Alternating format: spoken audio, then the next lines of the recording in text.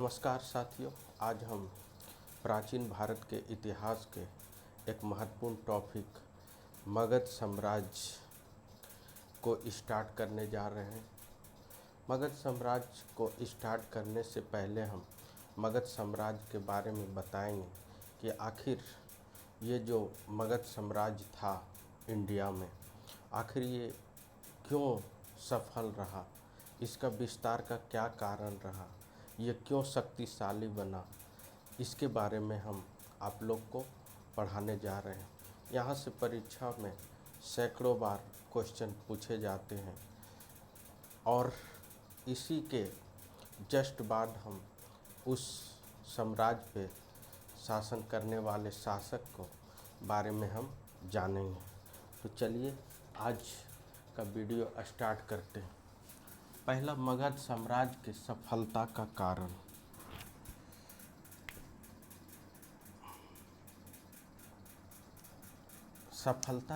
मगध साम्राज्य के सफलता का क्या कारण रहा, इसके बारे में हम लोग बात करेंगे।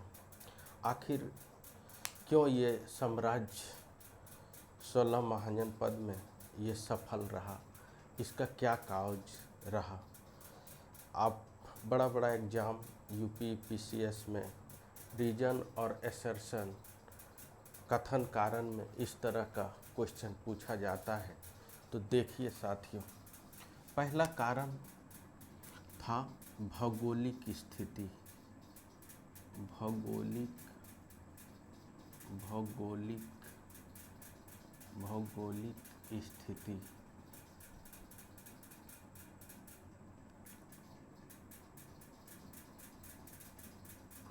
भौगोलिक स्थिति। साथियों, पहला जो काउज रहा मगध साम्राज्य के विस्तार में सफल रहने का, कि भौगोलिक स्थिति इसकी बहुत ही सुदृढ़ थी। इस कारण भी ये राज्य सफल रहा। तो भौगोलिक स्थिति की बात करें तो इसकी जो प्रथम राजधानी थी, वो साथियों राजगीर था। राजगिरी था। इसे गिरि ब्रज के नाम से भी जाना जाता था। ये जो प्रथम इसकी राजधानी थी, ये 5 पहाड़ियों से घिरी हुई थी।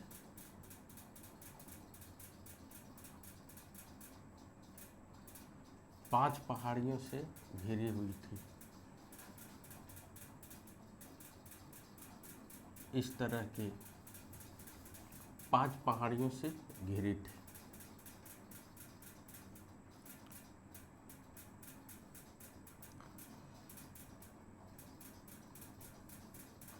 इस तरह रहा होगा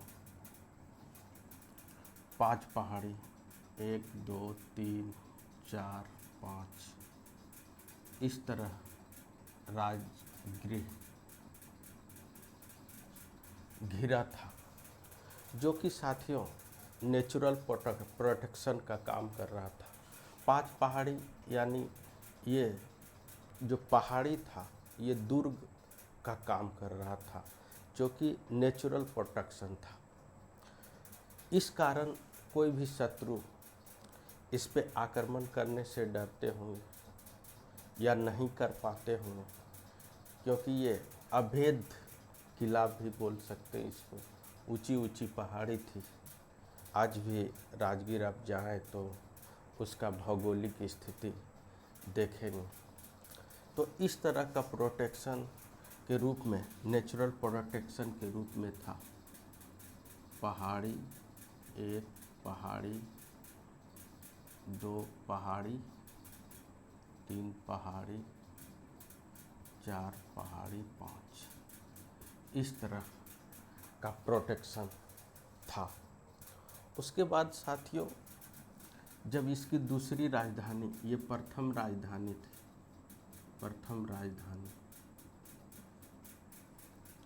दूसरी राजधानी जो थी,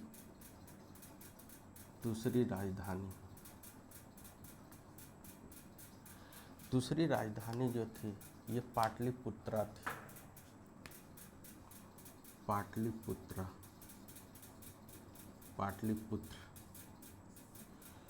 जिसे पटना के नाम से आज हम लोग जानते हैं।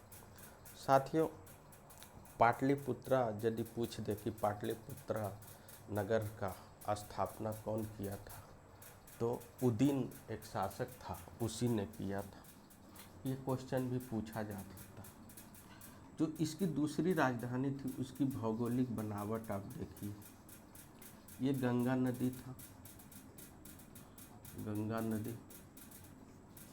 उसके बाद यहाँ पे एक नदी आके मिलती है, सोन नदी, सोन नदी।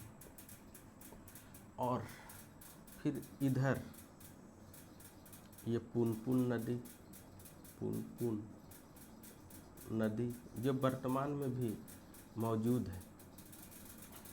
यहाँ पे गंडक नदी था। जो दूसरी राजधानी इसकी बनी पाटलिपुत्रा, ये नदियों से घिरा हुआ था। साथियों, आप पहली राजधानी भी नेचुरल प्रोटेक्शन था और दूसरी राजधानी जो पाटलिपुत्रा बना वो भी नेचुरल प्रोटेक्शन से भरा हुआ था। ये नदी थी, इसके चारों ओर इस नदी थी, इसके साइड उत्तर दिशा में ये नदी थी, ये पूरब दिशा में थी और ये पश्चिम में से आ रही थी नदी। इसी के बीच ये पाटलिपुत्रा मगध साम्राज्य की राजधानी थी, ताकि इससे दुश्मन भी जो है इसके इस साइड मतलब क्रॉस ना कर सके।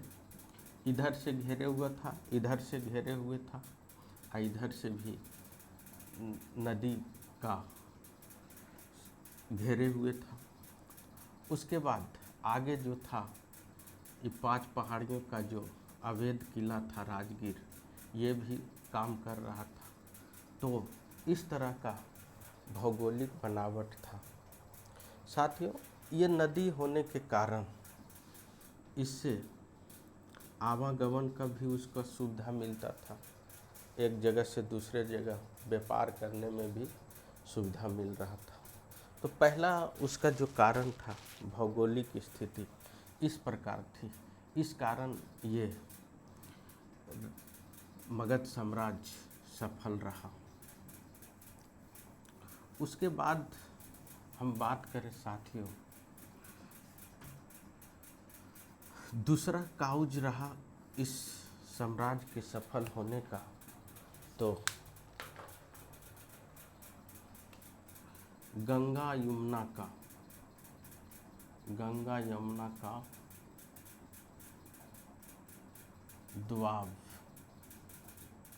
दोआब क्षेत्र।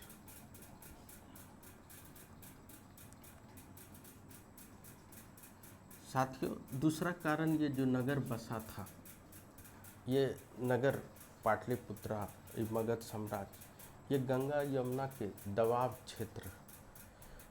क्षेत्र में था, जहाँ की साल में नदियाँ बाढ़ के द्वारा नई मिट्टी लाती थी और वो जो मिट्टी आती थी वो काफ़ी उपजाऊ होता था, जिससे यहाँ फूड का प्रॉब्लम नहीं होता, भोजन के लिए खान पान में कोई प्रॉब्लम नहीं होता था। इस कारण भी और रेवेन्यू भी आता था कृषि से, इसके कारण भी ये सफल रहा। पहले इस क्षेत्र जो गंगा यमुना का दोआब क्षेत्र वर्तमान में अब बात करें तो वर्तमान में पाटलिपुत्रा का जो भी क्षेत्र था वो जंगल था। धीरे धीरे जंगल कट जाने के कारण भी जो है यहाँ बारिश होने लगा। बारिश होने के बाद इस क्षेत्र में अच्छी खासा पैदावार होने लगा, जिससे कारण यहाँ भरपूर मात्रा में भोजन सामग्री उपलब्ध हो जाता था, जिससे यहाँ जो है जिसके कारण यहाँ फूड का कोई प्रॉब्लम ना होता था। इसके कारण भी ये राजधानी सफल रहा। जब भोजन मिल जाता है, रोटी कपड़ा मकान, तो फिर उस देश उस राज्य के लिए गोल्डन अपॉर्चुनिटीज है। उस समय भी यही रहा, इसके कारण भी ये सफल रहा। तीसरा कारण की बात करें तो लोहा का औजार, लोहा का औजार,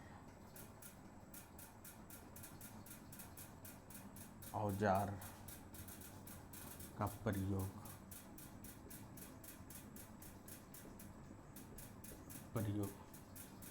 साथियों, मगध साम्राज्य के सफलता में, विस्तार में एक कारण ये भी रहा कि लोहा इस क्षेत्र में भरपूर मात्रा में था, जिससे ये लोहा को औजार के रूप में, शस्त्र के रूप में काम करने लगा।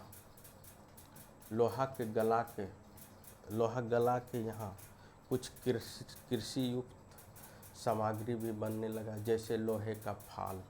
जब देखिए साथियों, आप थाउट लगाइए, जब लोहा मिला तो कृषि के लिए जो लोहा का फाल बना, वो जब लोहा मिला तो कृषि कार्य का भी प्रयोग होने लगा, और लोहा का फाल बन गया, जिससे खेत की जोत बढ़िया खासा होने लगा, जिससे कि फसल का उपजाऊपन बहुत ज़्यादा उपज होने लगा, अच्छी पैदावार होने लगी। और औजार में, हथियार में भी लोहा का उपयोग होने लगा। इसके कारण भी इस क्षेत्र में लोहा भरपूर मात्रा में मिलने लगा। ऐसे लोहा तो ऋग्वैदिक काल में भी मिला, बट यहाँ इसका प्रयोग बढ़िया ढंग से होने लगा, बहुत अच्छा ढंग से अप्लाई होने लगा था लोहा का, जिसके कारण ये साम्राज्य का विस्तार में काफ़ी सफलता मिला। चौथा जो कारण था साथियों, चौथा कारण था सिक्कों का प्रचलन। सिक्कों का प्रचलन, सिक्कों का प्रचलन। साथियों,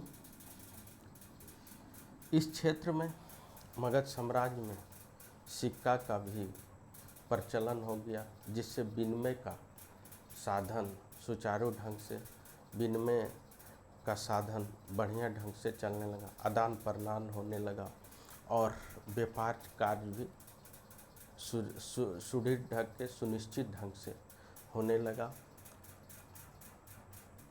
पांचवा जो कारण था, हाथियों का प्रयोग, हाथियों का प्रयोग, हाथियों का प्रयोग। साथियों, ये बहुत ही महत्वपूर्ण बिंदु है कि मगध साम्राज्य की सफलता में हाथियों का प्रयोग। उस समय गया के जंगल में भरपूर मात्रा में हाथी मिलते थे, जिसका कार्य युद्ध में एक गज सेना का गठन किया गया कि हाथी के द्वारा जो है एक सेना था, जिसके द्वारा किस दुश्मन सैनिक को हाथी के द्वारा या हाथी पर चढ़ के वार किया जाता था, या हाथी के द्वारा कुचला दिया जाता था। तो हाथी उस समय आसानी ढंग से गया के जंगल में उपलब्ध हो जाते थे, इस कारण भी ये साम्राज्य सफल रहा। छठा कारण जो रहा, विभिन्न राजवंशों के शासकों का योगदान, विभिन्न वंशों के शासकों का योगदान, शासकों का योगदान। सबसे महत्वपूर्ण कारण ये भी था कि इसमें बहुत ऐसे पराक्रमी शासक आया, जिसने इस क्षेत्र पे बहुत अच्छे ढंग से शासन किया। उस शासक को हम अगले अध्याय से पढ़ाना स्टार्ट करेंगे, जिसमें पहले हर्यक वंश पढ़ाएंगे। धीरे धीरे करके एक एक वंश के बारे में हम बात करेंगे। इसमें कुछ महान शासक आए, जिसने इस मगध साम्राज्य में अपना अभूतपूर्व योगदान दिया और मगध साम्राज्य को सफल बनाया। साथियों, मगध साम्राज्य का जो विस्तार था वो लगभग